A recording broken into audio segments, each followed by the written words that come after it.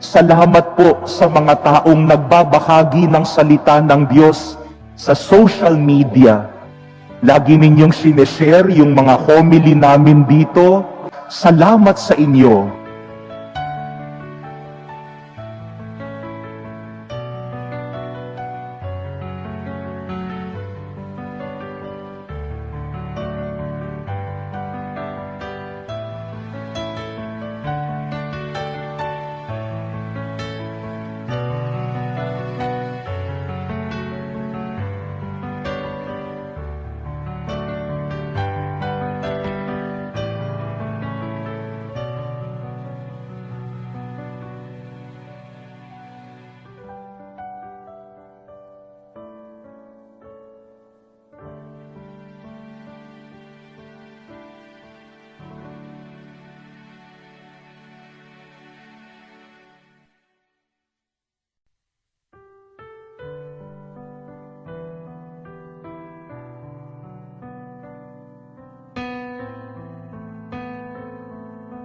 Baka hindi ninyo alam, yung binabahagi ninyo na salita ng Diyos ay nakapagbibigay ng liwanag sa isang taong dumaraan sa dilim.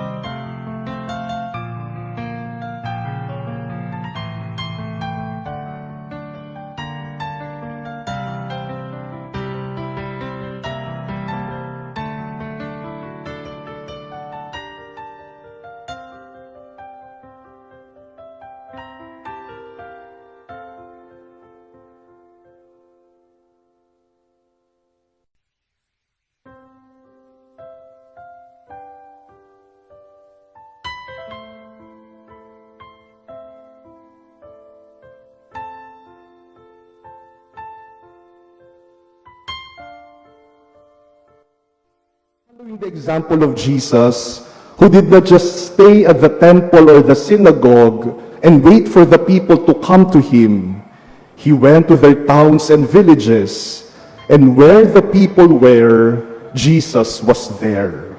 And so there, the church should also be. A mission station is not defined by territory, it is defined by encounter. It is a reminder that the church is never static, that the church is always sent. For you, dear brothers and sisters, as national directors of the Pontifical Mission Societies of Asia and Oceania, being here this afternoon is not really accidental, but providential. A mission station is a living icon of your vocation. You serve churches that are young and old, growing and struggling, minority and majority. You stand at the crossroads between local churches and the universal church. And like this chapel, your office exists not for itself, but to keep the flame of mission alive. Our gospel today presents the striking contrast between ambition and mission. James and John approached Jesus through their mother, asking for seats of honor. Command that these two sons of mine sit, one at your right and the other at your left. In response, Jesus does not shame them. He redirects them. Jesus says, "You do not know what you're asking. Can you drink the cup that I am going to drink?" And then comes the great missionary principle. Whoever wishes to be great among you shall be your servant, just as the Son of Man did not come to be served, but to serve, and to give his life as a ransom for many.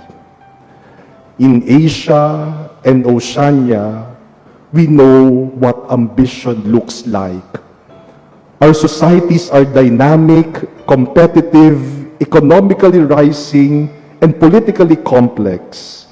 Even within the church, the temptation can be subtle, with growth measured in numbers, influence, visibility, and recognition. But Jesus measures differently. The cup precedes the glory. The cross precedes the seat. As national directors, dear brothers and sisters, you carry cups that are not light. Many times your experiences are not different from those of the prophet Jeremiah in our first reading today. You see dioceses that lack resources. You accompany territories marked by poverty, persecution, accountability, formation, animation, and the delicate relationship between giving and receiving churches. Sometimes you may feel misunderstood by the clergy, by benefactors, and even by your own people. It would be very easy to think and pray, "Lord, grant us influence," or "Lord, grant us stronger structures," or "Lord, give us more benefactors," or "Lord, give us more money." These are not wrong desires, but Jesus asks first, "Can you drink the cup?" And the cup for you may be administrative fatigue, financial limitations, delicate ecclesial diplomacy, and the slow work of formation and animation. The cup may be ensuring transparency when it is difficult, encouraging generosity when resources are scarce, and sustaining enthusiasm when missionary awareness declines. The cup may be ensuring that the smallest Christian community on a remote island in Oceania or in the mountainous regions of Asia knows that the universal church remembers them. And so, dear brothers, dear sister, as you continue your meeting, perhaps the Lord asks you today not how can you strengthen your structures, but first, are you willing to drink the cup? Because if you're willing to drink the cup of service, of obscurity, of patience, of suffering, then the missionary fruit will come. Let us ask the intercession of Mary, the Mother of Hope, who drank the cup perfectly after Jesus, her Son. Mary did not seek a place at the right or at the left. Mary stood at the foot of the cross. May she teach us to say our yes again, quietly but courageously and completely. And when the cup feels heavy, may we remember that it is the same cup the Lord first drank for us.